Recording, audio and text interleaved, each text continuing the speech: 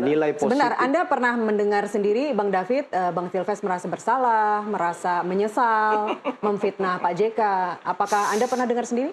Loh, Saudara Silver ngomong ke saya, bro, gua udah beberapa kali bertemu Pak JK. Selain secara formal di Istana Wapres ya bertemu dan ada saksi-saksi yang difoto itu ya. Yang penting Pak JK. Kemudian saya sendiri melihat Dia ketika kami kampanye Jokowi 2019 itu kenegarawanannya Pak JK. Ya, kalau Pak JK di mau kampanye datang, Akbar ya. Iya, ketemu itu kan ada Pak JK di situ bersebelahan dengan. Nggak mungkin JK juga. Kamu belum dieksekusi. Kamu minta maaf dulu sama aku, nggak mungkin juga begitu. JK tuh seorang yang sangat dan ramah banget. Jadi sebuah bukti bahwa memang sudah ada perdamaian ya. Gini, Pak Nasdem, sudah ada perdamaian. Bukan, pertanyaan saya bukan itu. Mas Roy, sebentar. Ya, Bang David, pertanyaan saya bukan itu. Apakah Anda pernah mendengar sendiri? Saya dengar dari mulutnya Bro Silver.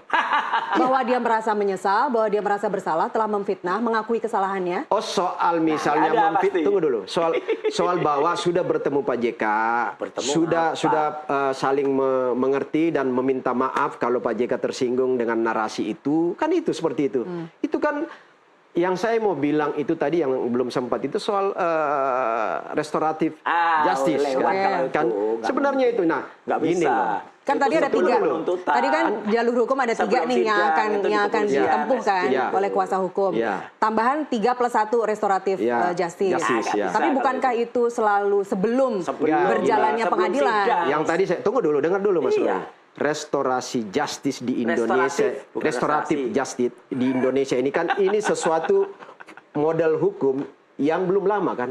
Baru ya 12-13 tahun. Tapi sebelum pengadilan berjalan, sebelum persidangan berjalan, Bang. Tunggu dulu. Itu proses di kepolisian. Kadang-kadang masih tahap pertama. Nggak ada undang-undang khusus. Bisa di kepolisian, bisa di kejaksaan. Tapi sebelum dia pengadilan nggak ada berjalan. undang-undang khusus yang mengatur soal restorasi. Karena restorasi ini prinsipnya adalah pemulihan, rekonsiliasi ya. Kemudian salah itu pemaafan dan ganti rugi. Nah, sekarang gini, Anda ngerti nggak ya namanya jurisprudensi? Nah, kalau misalnya restoratif, kan belum pernah ada kejadian tadi kan bahwa setelah inkrah ya, lalu kemudian ada restoratif justice. Belum pernah ada kan? Kenapa enggak kasus karena yang tidak ada landasan hukumnya, Bang. Tidak ada landasan hukumnya, Bang. Landasan hukumnya ya restoratif justice sendiri. Terminologinya salah itu. Di situ ada perdamaian, ada ganti kerugian, ada pemaafan, ada rekonsiliasi. Oke, jadi menurut Anda, kenapa nggak dijadikan itu? Jadi menurut Anda itu akan menjadi salah satu alternatif yang akan dilakukan, meskipun pemahaman kita bahwa karena tidak ada landasan hukum, restoratif justice menjadi jurisprudensi karena kasus ini menjadi besar. Itu konyol nanti. Kasus ini menjadi besar. Enggak, jurisprudensi itu kan kejadian-kejadian yang nggak pernah terjadi muncul dan itu menjadi rujukan untuk kemudian kasus-kasus berikut. Nah, dengan kasus yang sangat monumental ini, kenapa nggak dijadikan? Silvester itu nggak ada apa-apanya monumental. Anda ribut terus. Karena Anda ribut terus menjadi monumental kan? Karena konyol. Lah, media semua meliput. Saya membela kejaksaan dan bahwa kasusnya kecil, tetapi melibatkan orang besar seperti Pak JK ya, yang kita hormati, melibatkan orang besar. Itu kenapa nggak dijadikan rujukan? Dan itu menjadi kebesaran Pak JK ketika menerima permohonan maaf itu secara terbuka. Pak JK juga bilang bahwa Pak JK menyerahkan semuanya ke proses hukum.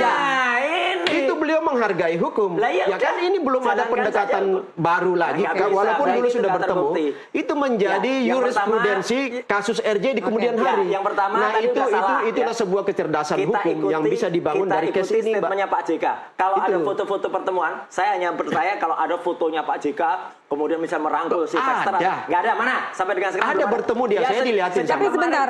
Tapi itu pun tidak berguna, Mbak. Ya, kita berdebat di situ juga ada pun perdamaian. Dia nolak terus sementara yang melakukan Silver dan Pak JK. Kalaupun kita hadirkan dia kan Pak sering JK, ribut tanpa data nih. Kalaupun ini datanya jelas. Kalaupun kita hadirkan Pak JK hari ini di sini saat ini juga dan Pak JK bilang saya ampuni, saya maafkan Silvester, tidak akan mengubah kondisinya.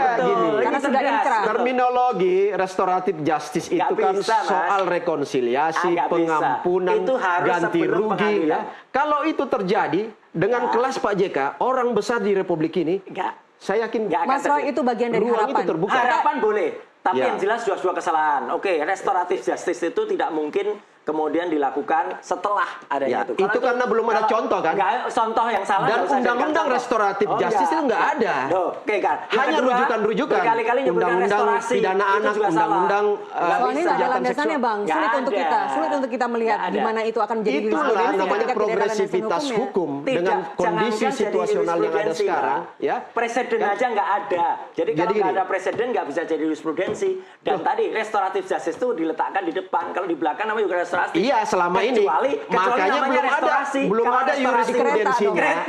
Tadi kan nyebut restorasi. Restorasi kereta, bisa juga kereta itu di antara gerbong eksekutif. Jadi belum ada case-case yang menjadi rujukan. Gini, dengan situasi keterbukaan di Republik ini ya, orang bisa bebas berbicara, itu menimbulkan fitnah, menimbulkan hujatan, menimbulkan ini di kemudian hari akan banyak case-case itu bertaburan. Nah, kalau misalnya nggak ada jurisprudensi sebuah kejadian ya RJ itu yang tidak menjadi pedoman, maka ini akan ribut terus dengan berbagai kasus-kasus seperti ini. Tapi jika kuasa hukum memang berpendapat bahwa pasal 78, 84, 85 KUHP soal daluarsa penuntutan pelaksanaan pidana itu saja sudah cukup Bang, nggak usah ke restoratif justice. Iya, maksud saya itu kan ruang-ruang semua peluang-peluang kanalisasi hukum yang bisa dimanfaatkan ke depan itu banyak alternatif kan. PK yang baru, ya PK kedua katakanlah. Iyalah. Kemudian tadi rekonsiliasi RJ. Asal ada novum baru, ya iya. Kan ini kuasa hukum masih segala kemungkinan itu. Tapi bagaimana mungkin kemudian akan ada novum, kemudian mengajukan PK yang kedua, tetapi tidak bisa diwakilkan karena sekali lagi ini pidana harus hadir sendiri.